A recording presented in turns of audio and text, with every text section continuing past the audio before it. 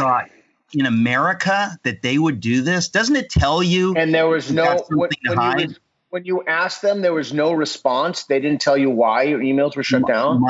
No, they absolutely did not. And my staff is looking into it right now. But it's just mind blowing to me. Pete, there's nobody to call at Google. There's no Google phone number. There's no customer service. I mean, that's the irony about how big they've become. But go ahead. Well, okay. Well, we can. I'd like to linger on that, but that's okay. So I think that so it's very interesting to me having this conversation and being on with folks, and I'm familiar with everyone's work here, the rabbi's work and Eric's work.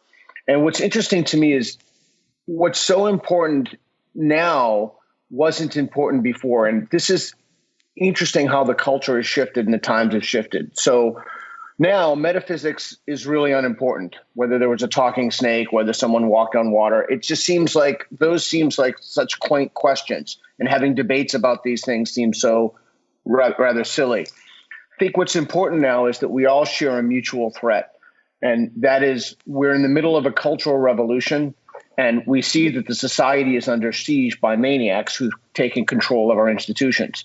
And it could very well be that Eric's story is a simple example of that, where people try to take away our liberties. I can't speak to that, but I think that you're right, Dave, that wokeism, it's a universal solvent. It is the Achilles heel of not just liberalism, but it destroys absolutely everything it touches, even the Southern Baptists. And so what I think is really important in this conversation are some of the things that three people of different backgrounds can agree upon. And I'll throw this out possibly as a conversation starter. We all agree on the rules of engagement. So those rules of engagement are conversation like we're having now, I guess debate if you have to, but they're dialectical, they're speech. So we agree on that. I'm not going to call David, I was going to say something that I probably should some bad name. David, Exactly. A bad name. Try not to get me booted off YouTube. I've already got my taxes on here. Come on. So I'm not gonna smear people. We're gonna converse in good faith. We're gonna have that conversation, and we're gonna be willing. Certainly, I would sincerely say I'd be willing to change my mind, and my guess is that your guest would too, if presented with sufficient evidence.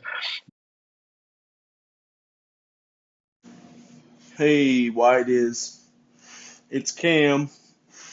Recording the Daily Dam to re-upload today from the Rubin Report. Not familiar with either of the guests that he has on today, but I figured I would upload a little piece that I did agree with. As far as everything that the gentleman just said, I put my stamp on. When it comes to being woke,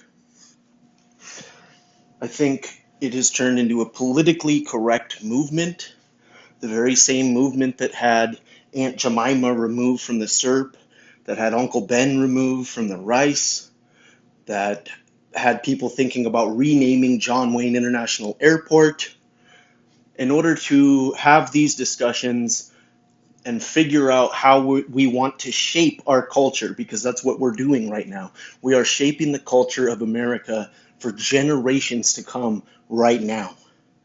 And so creating a dialogue where we can openly talk about all of these things. That's what Damn Talk is. Don't just obey. People precede information.